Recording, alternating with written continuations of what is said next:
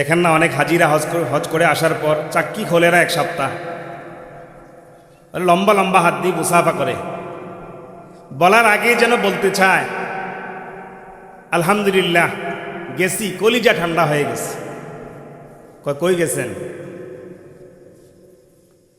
ওই বেচারা যিনি প্রশ্ন করছে উনি একটু মজা নেওয়ার জন্য করতেছে, কারণ মাথায় চাক্কি তো বোঝা যায়, ইতিপূর্বে আর চাক্কি দেখা যায় নাই, এখন চাক্কি তো বোঝা যাইতেছে কই গেছে, আর বলতেছে বলে হ্যাঁ বললেন না এই সোনার মক্কা মদিনায় গেছে। তাহলে এই যে আমলের ভিতরে যে রিয়া, এটা যদি এসে যায় তাহলে আমার সব আমলগুলো বাদ হয়ে যাবে।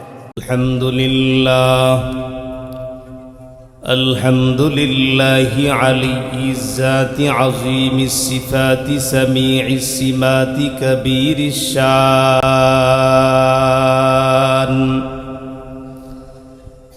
জলিলিল কদরি রফিঈদ যিকরি মুতাঈল আমরি জলিয়িল বুরহান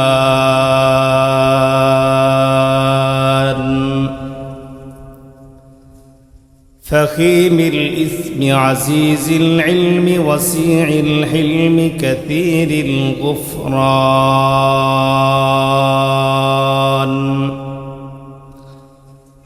جميل السناء جزيل العطاء مجيب الدعاء عميم الإحسان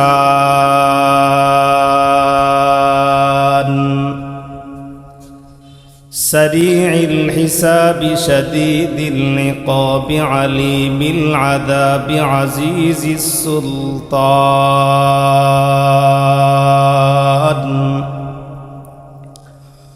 ونشهد أن سيدنا وسندنا وحبيبنا وحبيب ربنا وطبيبنا وطبيب قلوبنا ومولانا محمدا عبده ورسوله الذي أرسله بالحق إلى الخلق بشيرا ونذيرا وداعيا إلى الله بإذنه وسراجا منيرا أما بعد فأعوذ بالله من الشيطان الرجيم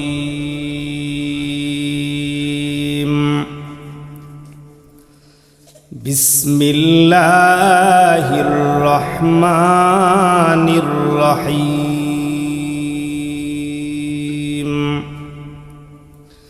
يا أيها الذين آمنوا لا تلهكم أموالكم ولا أولادكم عن ذكر الله ومن يفعل ذلك فأولئك هم الخاسرون وأنفقوا مما رزقناكم من قبل أن يأتي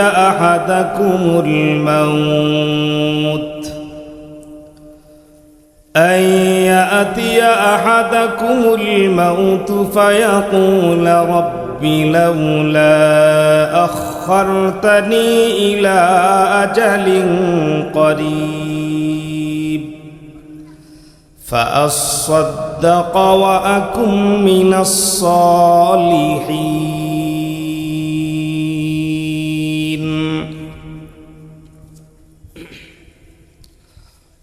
وعن عثمان بن عفان رضي الله تعالى عنه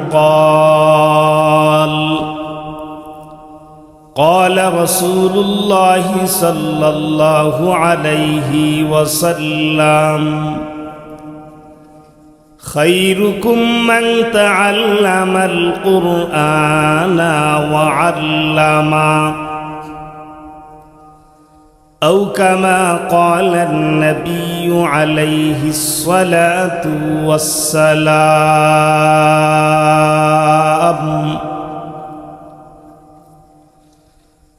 آمنت بالله صدق الله مولانا العظيم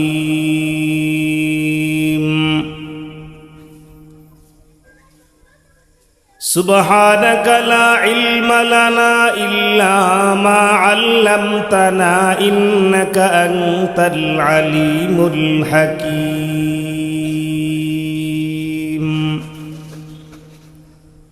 رب اشرح لي صدري ويسر لي أمري واحلل عقدة من لساني يفقه قولي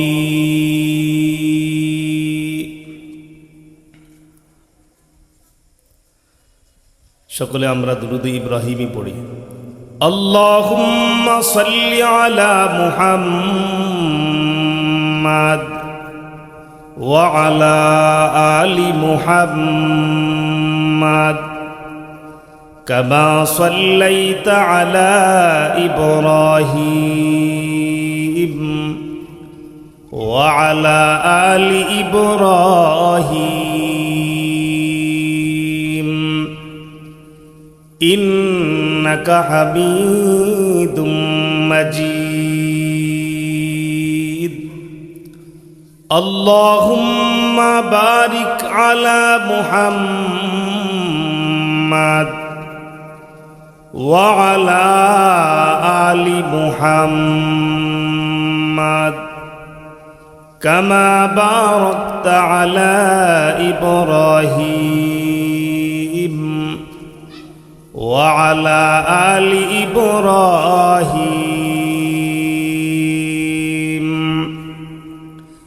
إنك حميد مجيد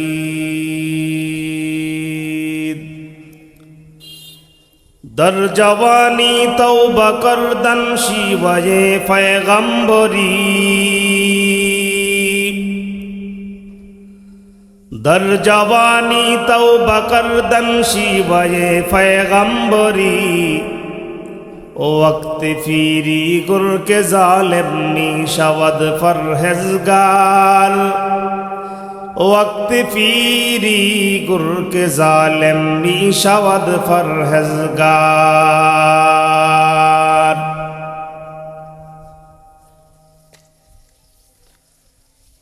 ঐতিহ্যবাহী মারকাজুস সুন্নাহ ইন্টারন্যাশনাল হিফজুল কোরআন মাদ্রাসার হাফেজ ছাত্রদের প্রাগ্রী প্রধান উপলক্ষে বার্ষিক ওয়াজ ও দোয়ার মাহফিল 29 জুন 2026 রোজ সোমবার জাপুয়া ও সুদিয়া উত্তর বাজার বরুড়া কুমিল্লা। আজকের মাহফিলের প্রধান বক্তা প্রধান আলোচক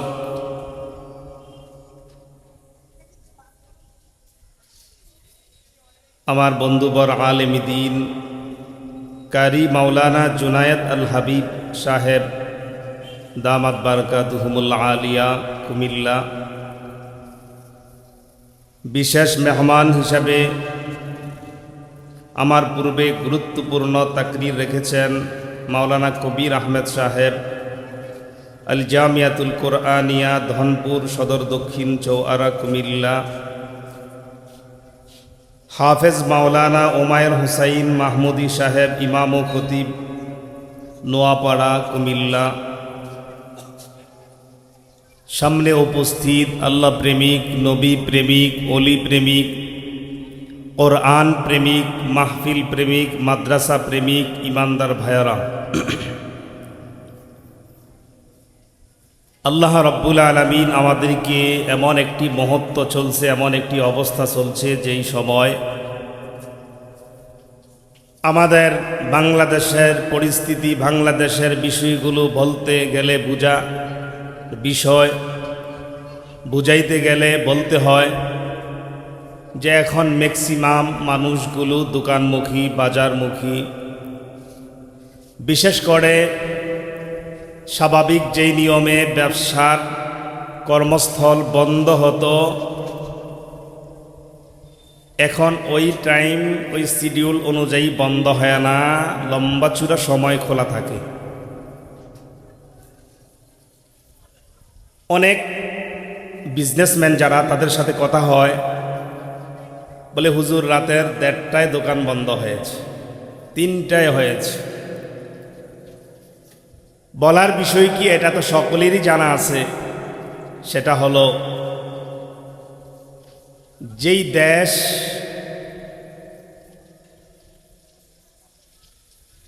মুসলমান নিধনের জন্য, মুসলমানকে শেষ করে দেওয়ার জন্য যে দেশগুলো সাপোর্ট করে, বলে ওই দেশের খেলা চলতেছে, চলে, বলে এই খেলা দেখতে গিয়ে তাহাজ্জুদের নমাজের সময়টাও ক্রস করে ফেলেছে, অতিক্রান্ত করে ফেলেছে দোকানে।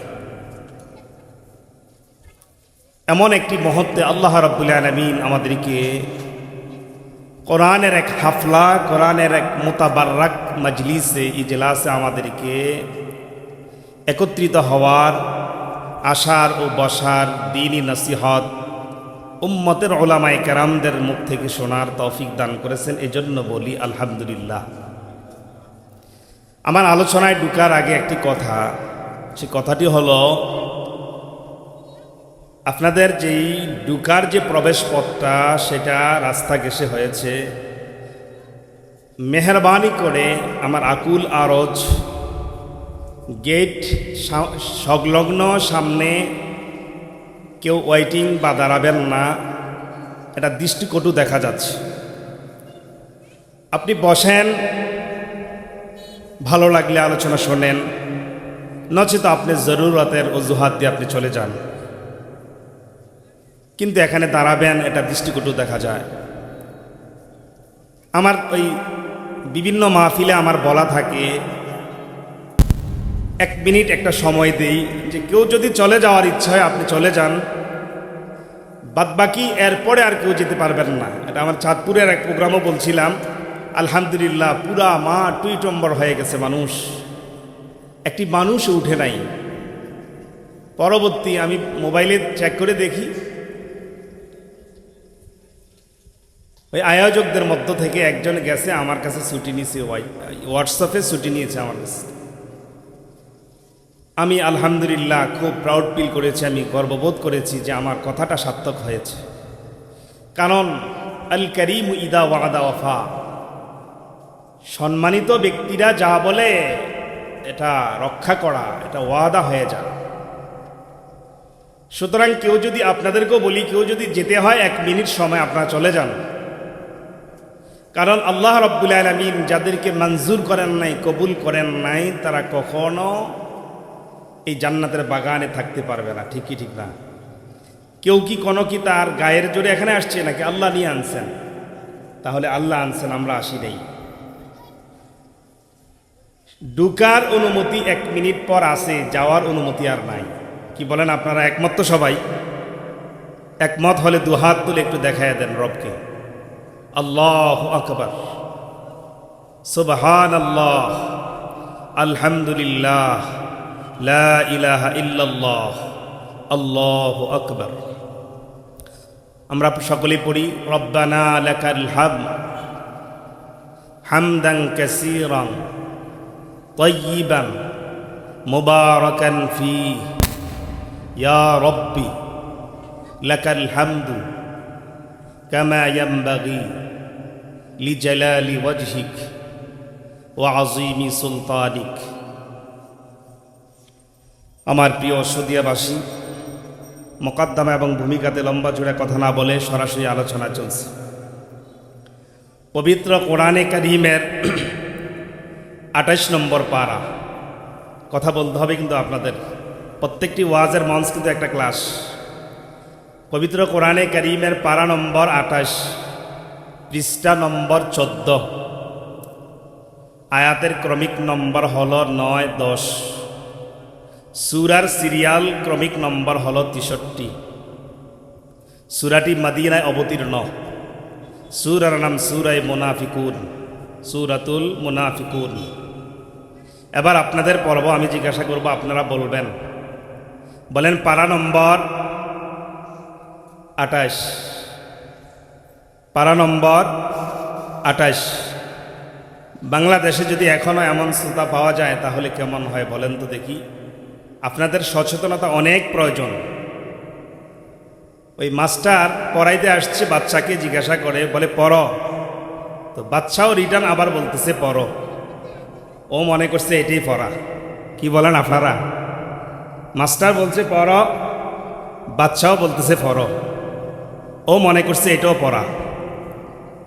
তো যাক, খুব খেয়াল করবেন।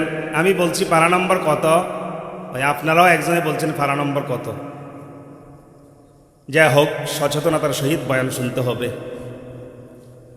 আমি যেই আয়াতে কারিমা তেলাওয়াত করেছি এই আয়াতের পারা নম্বর ২৮। বলেন পারা নম্বর কত? ২৮, পৃষ্ঠা নম্বর ১৪। এখানে হেফজখানা আছে, মাদ্রাসা আছে, আলহামদুলিল্লাহ যোগ্য শিক্ষকরা আছেন, ছাত্ররাও আছে। আজকে ফাগড়ি প্রদান করবে, ছাত্রদেরকে প্রদান করা হবে। তাহলে আমার কথাগুলা বলতে খুব আমি আনন্দ বোধ করতেছি, তার কারণ এখানে কোরআনের গার্ডেন, কোরআনের বাগান আছে। পারা নম্বর ২৮, বলেন পারা নম্বর ২৮, পৃষ্ঠা নম্বর ১৪, পৃষ্ঠা নম্বর ১৪।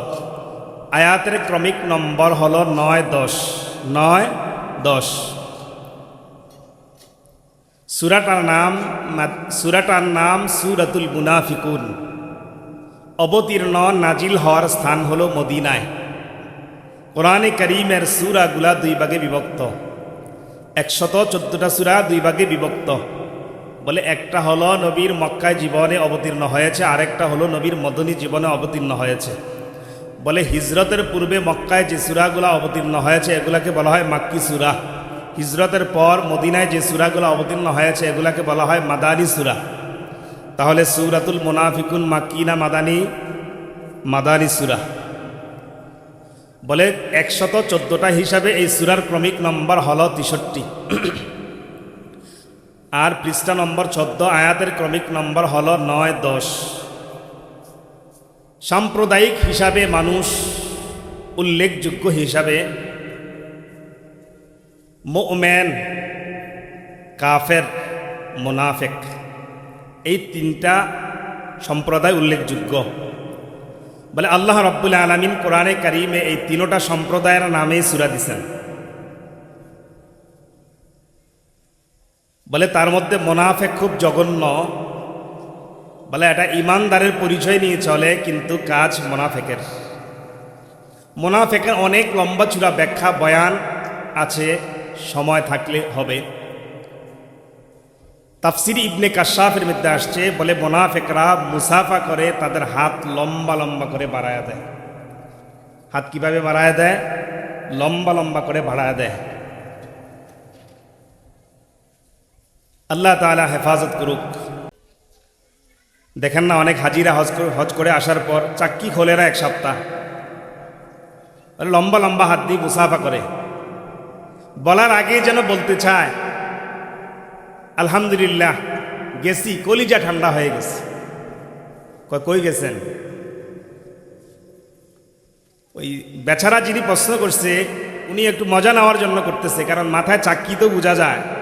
ইতিপূর্বে আর চাক্কি দেখা যায় নাই, এখন চাক্কি তো বোঝা যাইতেছে কই গেছে, আর বলতেছে বলে হ্যাঁ বললেন না, ওই সোনার মক্কা মদিনায় গেছে। তাহলে এই যে আমলের ভিতরে যে রিয়া, এটা যদি এসে যায় তাহলে আমার সব আমলগুলো বাদ হয়ে যাবে, সব আমলগুলো বাদ হয়ে যাবে। তাহলে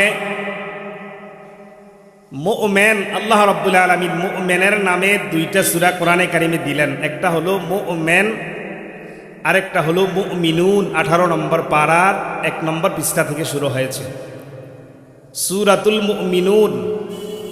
তাহলে একমাত্র মুমিনদের নামে দুইটা সূরা গোটা কোরআনে কারিমে আল্লাহ দিলেন। বলে একটা হলো মুমিনুন বহু বচন, আর একটা হলো মুমিন এক বচন। মুমিনের বহু বচন হলো মুমিনুন। কাফের সম্প্রদায় আল্লাহ 30 নম্বর পারা একটা সূরা দিলেন, সূরার নাম সূরাতুল কাফিরুন। আমার তিলাওয়াতকৃত আজকের যে সূরা, সেই সূরার নাম হলো সূরাতুল মুনাফিকুন। এটা 28 নম্বর পারায়।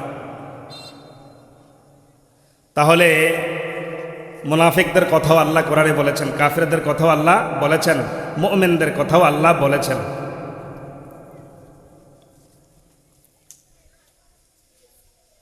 পবিত্র হাদিস আন-নববী থেকে মুত্তাফাকুন আলাইহি বুখারী এবং মুসলিমের রওয়ায়াত এক হাদিস পাঠ করেছি।